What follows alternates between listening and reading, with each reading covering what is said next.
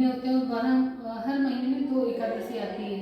2 एकादशी आती है और एक होता है, एक साल में एक आता है अधिक मास।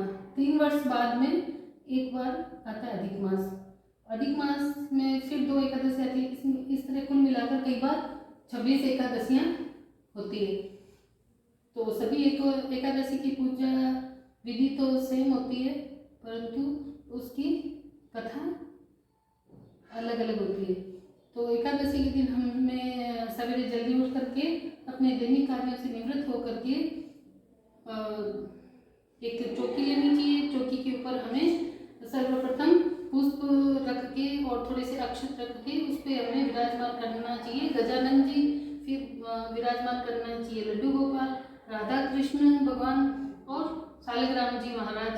और इस तरह से हम जैसे और तुलसी महारानी, इस तरह से हमें एक चौकी पर देवी देव भगवान को विराजमान करने के बाद में पूजा की थाली में हमें लेना चाहिए एक जल का लोटा और अगरबत्ती, दीपक और कुमकुम, चावल, चंदन वगैरह इस तरह से, और ऋतु अनुसार फल, इस तरह से हम ले लेते हैं। उसके बाद में हम सभी भगवान को जल से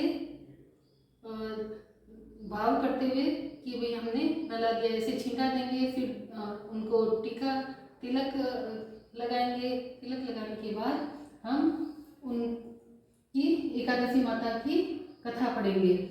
तो कथा पढ़ने से पहले हम ले लेंगे हाथ में थोड़े से पुष्प। बोलिए श्री एकादशी माता की जय, श्री गजानन जी महाराज की जय। एकादशी महात्म्य। 26 एकादशियों के महात्म्य का वर्णन स्वर्ण दान, भूमि दान, अन्न दान और गौदान, कन्यादान आदि करने में पुण्य प्राप्त होता है।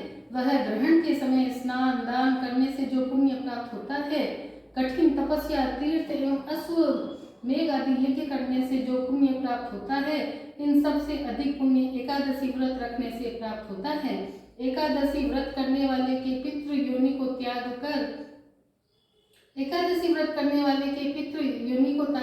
कर स्वर्ग में चले जाते हैं। एकादशी व्रत करने वाले के 10 पुरुष पितृ पक्ष के और 10 पुरुष मातृ पक्ष के और 10 पुरुष पत्नी पक्ष के वैकुंठ हो जाते हैं। दूध, पुत्र, धन और कीर्ति को बढ़ाने वाला एकादशी का व्रत है। ये तो हुआ हमारा एकादशी का महात्म्य कि एकादशी के व्रत करने से क्या क्या हमें प्राप्त होता है।